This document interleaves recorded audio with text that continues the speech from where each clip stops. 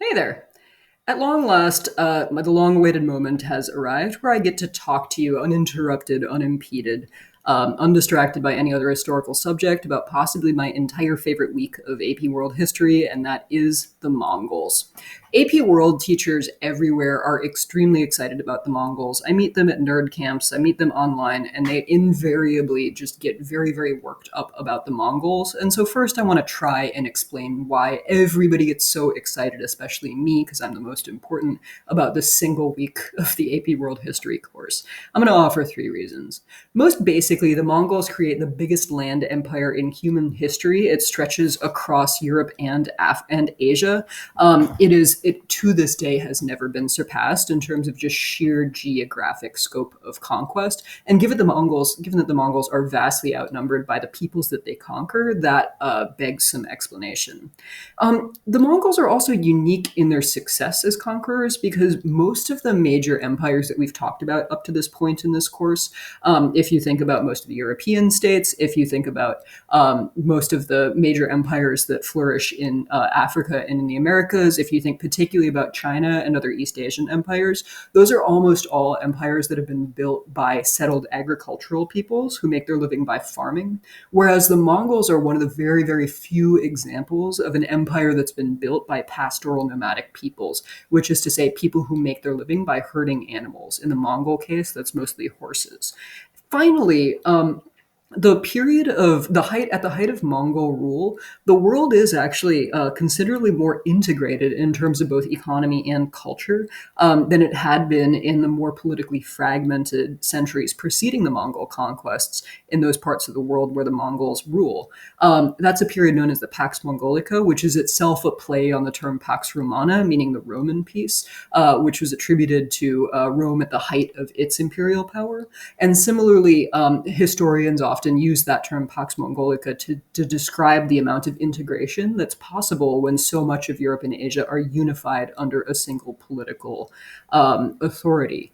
And so, if you're interested, as we are in this course, in the connections between different places, different peoples, different cultures, different societies, the Mongol Empire is a really crucial historical period to think about. So, what do the Mongols do? I'm going to try and walk you through it pretty briefly because Strayer has a decent description that I'm about to ask you to spend a bunch of time reading. So the Mongol heartland is mostly centered in present-day Mongolia and Central Asia, kind of sandwiched between what's now Russia and China. And the Mongols, one term that you'll hear when you read about the Mongols is the term steppe, S-T-E-P-P-E. For your reference, that just refers to grassland, which is sort of a suitable environment for grazing horses or other herd animals. The Mongolian people for generations and generations are politically fragmented, and their loyalties, their political organization is mostly tribe based. But that changes in 1206 when a leader named Genghis Khan, his birth name is Temujin, he adopts the term Genghis Khan as his reign title when he proclaims himself the head of all the Mongols. Genghis Khan unites the Mongols and kind of declares himself their head, has himself confirmed by an assembly of Mongolian leaders as the head of all the Mongolian people, proceeds to reorganize them, and then over the next 21 years, conquer this vast, vast stretch of territory in Asia. One quick note for you, since I like spending a little time on how to call people by their proper names. Khan means king or ruler. It is not his last name, so please don't go around referring to the Khan family because in this context, that would be nonsensical. Genghis Khan achieves these immense military successes by reorganizing the military to make sure that his soldiers are loyal to him and not to their previous, political entities or their families of origin or whatever. And as a consequence of the superiority of Mongol military tactics, as a consequence of his own excellent generalship and the loyalty that he commands from the people that he leads and many of the people that he conquers, he's going to be able, by his death in 1227, to conquer a land empire stretching from the Caspian Sea in the west all the way to the Pacific Ocean in the east, which is remarkable enough, but his successors are actually going to continue that pattern of conquest and expand the empire even further. So the Mongols build a capital under Genghis Khan's successor Ogedei at a city called Karakorum, and continue to expand. Genghis Khan's sons and later his grandsons are going to kind of fight with each other, often mediated by their wives or their mothers. They're going to fight with each other for control of the empire, and they'll kind of head off in different directions, leading different factions of the Mongol army.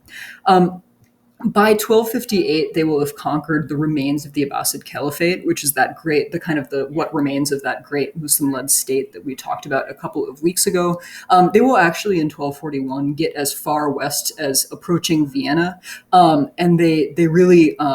The only reason, perhaps, that they didn't push further into Western Europe is because Ogedei Khan dies inconveniently, probably of drinking too much, and everybody has to come back to Mongolia in order to convene and try and elect a successor to him. And there's a couple of other instances like that in Mongol history, where just kind of random chance intervenes to save some group of people from what almost certainly would have been conquest and incorporation into the Mongol Empire. The other leader of the Mongol Empire, there's a few that I'm skipping over, but the other one that you need to know about is named Kublai Khan. He's one of Genghis's many grandsons, and he becomes the Great Khan in 1264. And he pushes the Mongol Empire south into China, conquering the Song dynasty in 1271 and establishing himself as the founding emperor of a new dynasty called the Yuan. And it is significant. You'll want to be thinking over the next week that in China, the Mongols actually choose to adopt a Chinese name and to situate themselves as being the continuation of that succession of dynasties ruling China, as opposed to saying, nope, sweep everything off the table, we're doing a whole new thing. But we can get to that later. Kublai proclaims himself the Great Khan, but he's not necessarily universally acknowledged. And in fact, basically since the death of Genghis Khan, there have been disputes among his heirs, among his descendants, about who should actually rule the empire. And so gradually after the death of Genghis Khan, the empire really divides into effectively four different states led by various heirs of Genghis Khan.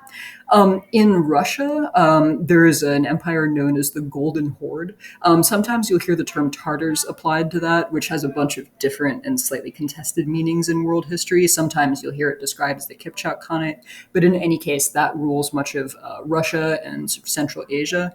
The Ilkhanate in Persia is the furthest west of the Mongol territories, and also is going to pretty decisively convert to Islam, as are the leaders eventually of the Chagatai Khanate, this darker green chunk of Central Asia. And then finally, the Yuan dynasty rules what is mostly present-day China under the leadership of Kublai Khan and then his successors.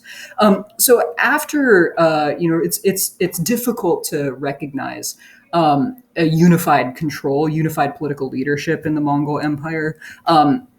After Genghis Khan's leadership, and eventually, the states will really fall apart due to a combination of external and internal pressures. Some of those leaders will actually just assimilate with the people that they conquered, and eventually sort of lose a separate identity as Mongols. Sometimes we date the end of the Mongol Empire to 1368, which is when an uprising in China overthrows the Yuan dynasty and establishes the Ming dynasty. And here we've had to go backwards a little bit because you've actually learned a little bit about the Ming dynasty and its attempt to really restore Confucianism, restore what they consider traditional classical Chinese values, make China Chinese again, et cetera, et cetera.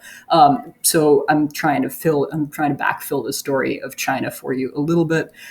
But the other segments of the Mongol Empire will sort of gradually fall apart and be replaced by these successor states.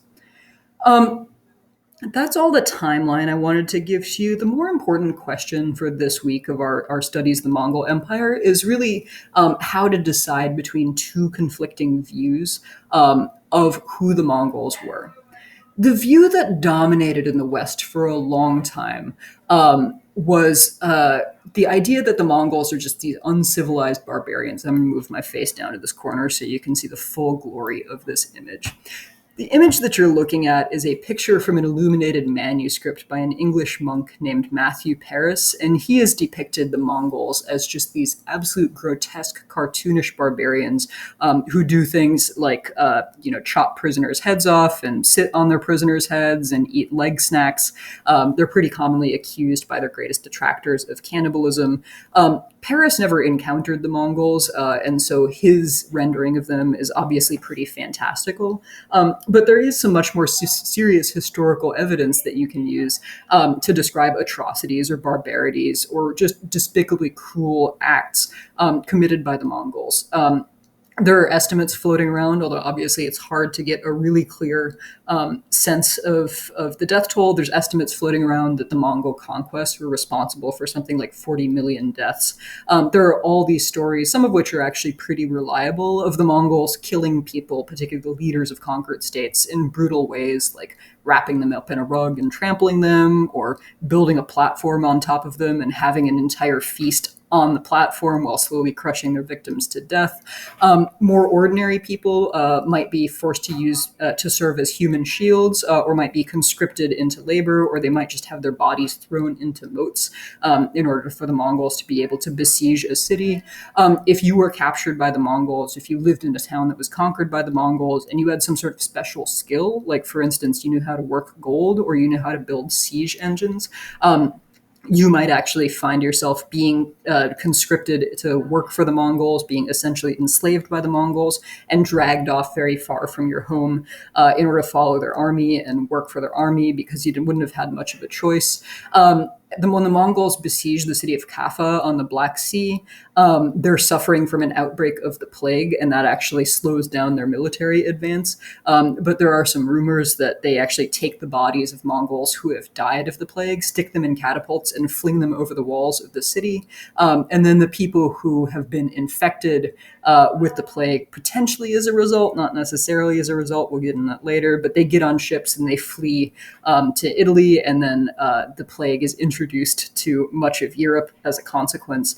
And so there are all these depictions of the Mongols, both today and at the time when the Mongols lived, when the Mongols were conquering. There's all these depictions of the Mongols as being uncivilized, as being barbaric, as being basically the worst thing ever, the worst catastrophe ever to fall human civilization. But more recently, and I would argue that AP World History teachers have had a little bit of a part to play in this, but that's probably overstating our importance. More recently, there's also been a more and more popularity attributed to the alternative perspective, which is that the Mongols were actually fairly enlightened rulers. And here's a couple of pieces of evidence that you might marshal if you needed to defend that point, as hint, wink, nudge, half of you will this week. So one thing is that as pastoral nomadic people, the Mongols actually have a somewhat more egalitarian approach, a somewhat more level approach to social hierarchies, particularly with respect to women. And you do see Mongol women actually ruling as regents or in their own right, particularly between the death of a ruler and the selection of another ruler. You'll often see women exercising significant power and sometimes engaging in various shenanigans in an attempt to get their sons confirmed as the next great Khan. The Mongols are really, really religiously tolerant. At various points, they summon in and seriously listen to representatives of Buddhism, Taoism, Christianity, Confucianism, Islam. Mongol rulers convert to a bunch of different religions. Often they practice some sort of syncretic faith that incorporates their own animistic, shamanistic beliefs with bigger world religions of the people that they've conquered. Various Mongol rulers will spend a ton of money trying to patronize art, literature. There's a bunch of historians, really foundational writers in world history, who owe their entire jobs to Mongol patronage, to being employed by various Mongol rulers. And the Mongols also do a great deal to facilitate trade. At various points, they will offer safe conduct passes so that merchants can travel through their empire and use their elaborate system of rest stops in order to facilitate more trade. They'll offer, double, triple, quadruple the going price for rare goods in order to encourage merchants to come offer their wares for sale in the Mongol Empire.